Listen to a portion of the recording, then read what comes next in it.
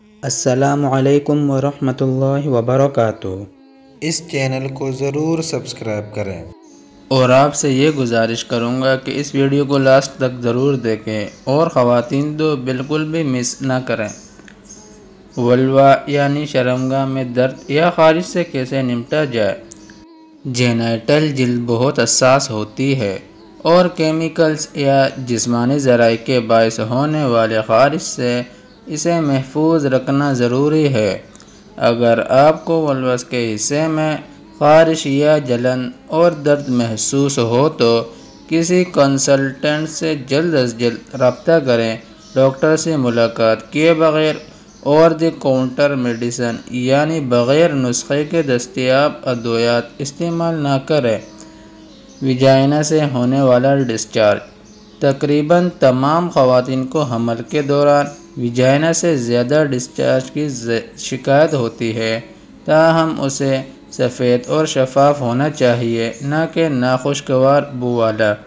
اگر آپ کو درج ذیل میں سے کوئی علامت محسوس ہو تو ڈاکٹر سے رابطہ کریں، کیونکہ اس صورت میں آپ کو ویجائنا میں انفیکشن ہو سکتا ہے۔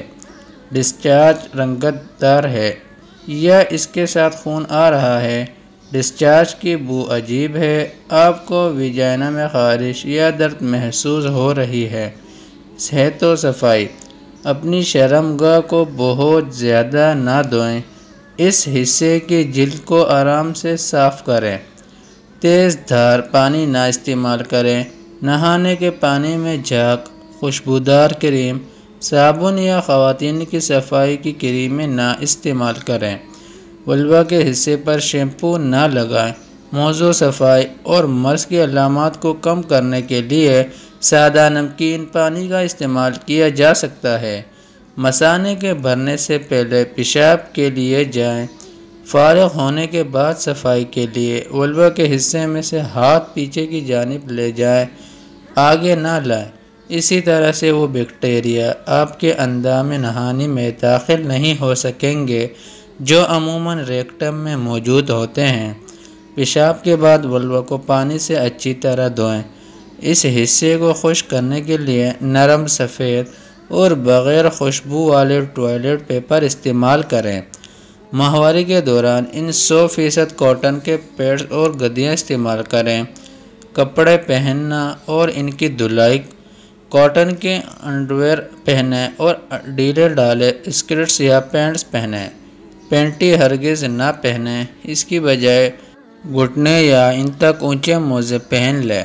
اس کے بعد دھیان رکھیں کہ انڈرویئر یا لباس کا کوئی بھی حصہ جو ولوا کو چھوتا ہے وہ اچھی طرح صاف ہونا چاہیے۔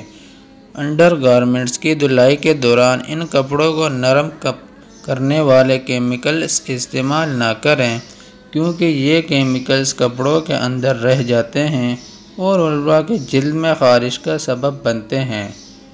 سیکسچوئل انٹرکورس۔ جب ولوا میں خارش ہو تو جلد کو چکنا کرنے والی اشیاء یا پیٹرولیم جیلی استعمال نہ کریں۔ جب تولیدی اعضاء میں درد ہو تو مباشرت سے گریز کریں۔ سیکسچوئل انٹرکورس کے بعد اگر ولوا کی جلد میں جلن ہو رہی ہو تو اسے ختم کرنے کے لیے آہستگی سے اس جگہ پر برف یا جمے ہوئے جیل کے پیکس تولیے میں لپیٹ کر رکھیں۔ انفیکشن سے محفوظ رہنے کے لیے سیکسچوئل انٹرکورس کے فوراً بعد پیشاب کریں اور ولوا کو ٹھنڈے پانی سے اچھی طرح دھوئیں۔ جسمانی سرگرمیاں۔ ایسی ورزشوں سے گریز کریں جن سے ولوا پر براہ راست دباؤ پڑے، مثلاً سائیکل چلانا۔ ورزش کے بعد ہونے والی علامات کو کم کرنے کے لیے جمے ہوئے جیل کے پیک کو تولیے میں لپیٹ کر ولوا کی جلد پر رکھیں۔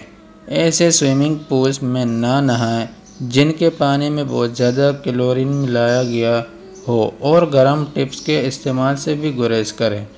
نہانے والے گیلے کپڑے اور کیلوں والا لباس فوراً اتار دیا کریں۔ روزمرہ کی زندگی۔ طویل عرصے تک بیٹھ کر کام کرنے کے لیے فوم ربرنگ استعمال کریں۔ اگر بہت دیر تک کھڑے رہنا ہو تو پہلو اور انداز بدلتے رہیں۔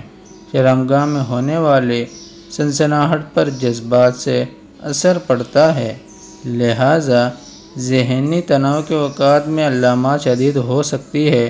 بھرپور آرام، ہلکی پھلکی موسیقی سننا اور کھنچاؤ والی ورزشوں کی مدد سے بلغہ میں ہونے والی بے چینی کو کم کیا جا سکتا ہے۔